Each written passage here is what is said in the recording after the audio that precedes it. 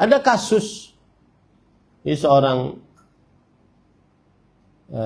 dari sebuah negara yang non muslim, dia bekerja di Arab Saudi karena Dammam bukan kota suci, jadi boleh saja dimasuki oleh ekspat yang bukan orang Islam. Dia membawa istri dan keluarganya. Kemudian istri merasa berat dengan adanya anak-anak, dia merasa berat, minta ART, asisten rumah tangga, dari negaranya yang sama, cuma bekerja di Arab Saudi.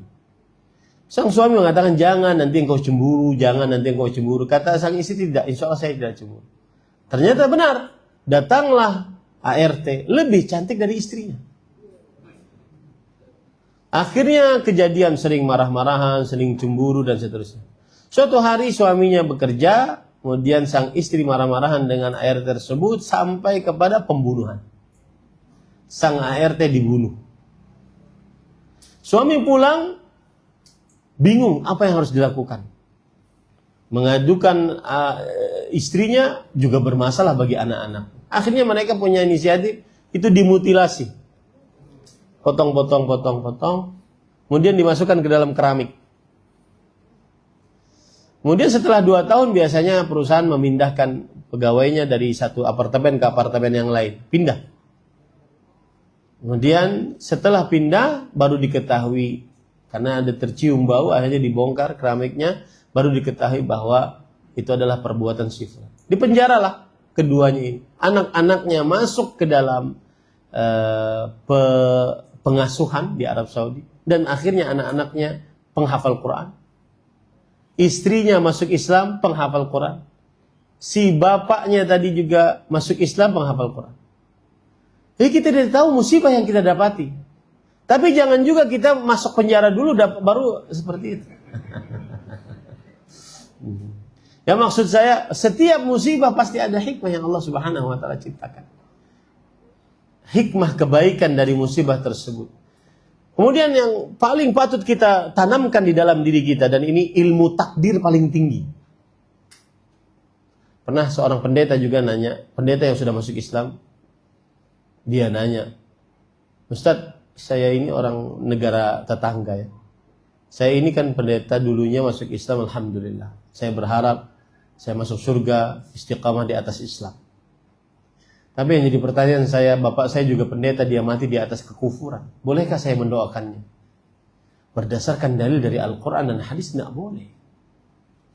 Allah berfirman dalam Al-Quran, "Maka lin-nabi walladzina amanu astaghfiru lil musyrikin walau kanu uli qurba min ba'di ma tabayyana lahum ashabul jahim." Tidak pantas bagi nabi dan orang beriman untuk memintakan ampun bagi orang-orang yang bagi orang-orang yang musyrik, walaupun mereka adalah para kerabat, setelah jelas nasib mereka adalah neraka jahanam. Lalu bagaimana Ustaz? Sepertinya Allah tidak adil Ustaz. Kenapa saya saja yang diberi petunjuk untuk masuk Islam ini?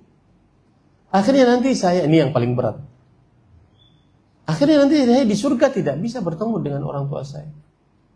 Kenapa takdirnya begitu Ustaz? Ini pertanyaan takdir paling tinggi. Sama dengan pertanyaan, kenapa ada iblis Ustaz?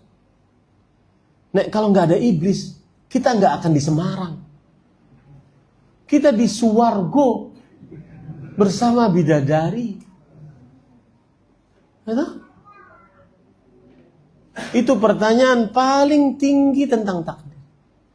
Hanya bisa dijawab dengan satu hal. Dengan 2. Yang pertama, yakini baik-baik, wa ma rabbuka bidzallamin lil 'abid. Rabbmu tidak pernah menzalimi hambanya. 1. Yang kedua, Allah berfirman dalam Al-Quran, la yus'alu amma yaf'alu wa hum yus'alun.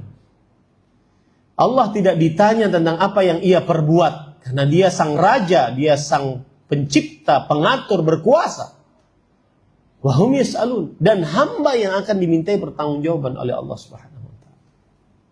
Terima kasih. Jazakumullahu khairan wa barakallahu fikum. Video ini dibuat atas partisipasi dari donasi Anda. Semoga menjadi amal jariah bagi Anda semuanya.